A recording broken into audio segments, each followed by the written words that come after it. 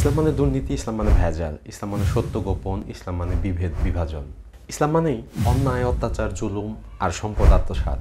ইসলাম মানে হলো মিথ্যা, মিথ্যাচার আর খাদ্যে ভেজাল, চুরি, ডাকাতি আর জালিয়াতি। ইসলাম মানেই হলো অহংকার, গর্ব, বড়াই। ইসলাম মানেই হলো আলেমে আলেমে দ্বন্দ্ব আর ভাইয়ে ভাইয়ে লড়াই। ইসলাম মানে হলো পরকীয়া, নারী ও শিশু ধর্ষণ। আর ইসলাম মানেই হলো সুদ, ঘুষ আর শাসকের দুঃশাসন। কি ভাবছেন এগুলো আমার কথা? না, এগুলো আমার, আপনার, আমাদের সমাজের প্রতিষ্ঠিত চিত্রের কথা। বর্তমান আমাদের সমাজের যে প্রেক্ষাপট, তাতে ইসলাম খুঁজে পাওয়া খুবই দুষ্কর। আজকের ভিডিওতে কথা বলবো ইসলাম ও মুসলমান নিয়ে। চলুন জানি ইসলাম ও মুসলমান কি। ইসলাম শব্দটি এসেছে আরবি সিলমুন শব্দ থেকে, যার অর্থ হচ্ছে আত্মসমর্পণ করা। আর মুসলমান শব্দের অর্থ হচ্ছে আত্মসমর্পণকারী। মোট কথা, আমি যদি আল্লাহর ইচ্ছার কাছে আত্মসমর্পণ করতে পারি তবেই আমি মুসলমান। এখন জানার বিষয় হচ্ছে আল্লাহর ইচ্ছাগুলো কি, যে ইচ্ছার কাছে আমরা আত্মসমর্পণ করে মুসলমান হব। চলুন জানি আল্লাহর সেই ইচ্ছাগুলো কি কি। পূর্বে যে কথাগুলো বলেছি, সুদ, ঘুষ, জুলুম, সমাজের যে বাস্তব চিত্রের কথা বলেছি, এগুলোই কি আল্লাহ পাকের ইচ্ছা? মোটেও না। তাহলে আল্লাহ পাকের ইচ্ছাগুলো কি, যেগুলোর কাছে আত্মসমর্পণ করে আমরা মুসলমান হব? চলুন সেগুলো জানা যাক।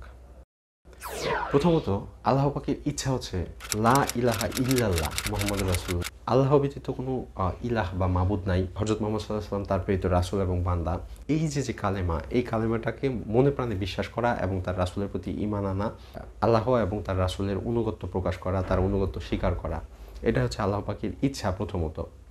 আর দ্বিতীয়ত, কালেমা, রোজা, নামাজ, হজ, যাকাত, ইসলামের যে 5টি স্তম্ভ আছে, মূল ভিত্তি, এগুলো তো ফরজ, এগুলো তো আল্লাহ পাকের হুকুম, এগুলো তো অবশ্যই যথাযথভাবে পালন করতে হবে। তারপর মূল যে জিনিসটা, সেটা হচ্ছে সকল প্রকার খারাপ কাজ থেকে নিজেকে বিরত রাখতে হবে, সকল প্রকার অন্যায় কাজ থেকে নিজেকে হেফাজতে রাখা, জুলুম, সুদ, ঘুষ, অন্যায়, অবিচার, এরকম সকল প্রকার খারাপ কাজ থেকে নিজেকে বিরত রাখাই হচ্ছে ইসলাম বা আল্লাহ পাকের ইচ্ছা, আল্লাহ পাকের চাওয়া। যে চাওয়ার কাছে আমরা আত্মসমর্পণ করে আমরা মুসলমান হব বা আত্মসমর্পণকারী হব, ইসলামে দাখিল হব।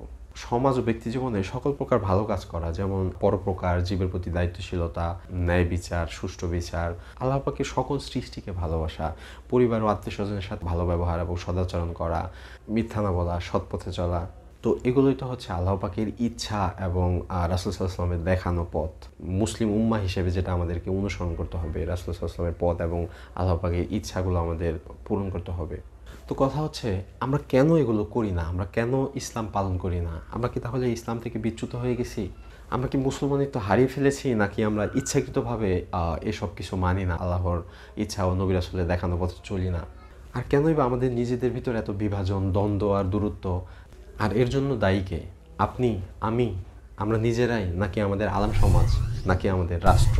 এই প্রশ্নগুলি কি শুধুই আমার একার? না, আমার মতো, আপনার মতো আরও হাজারো মানুষের। ভিডিওটা একান্তই আমার আত্মচেতনা থেকে আমি বানিয়েছি। যদি ভালো লেগে থাকে তাহলে অবশ্যই লাইক করবেন এবং সাবস্ক্রাইব করে পাশে থাকবেন। ধন্যবাদ।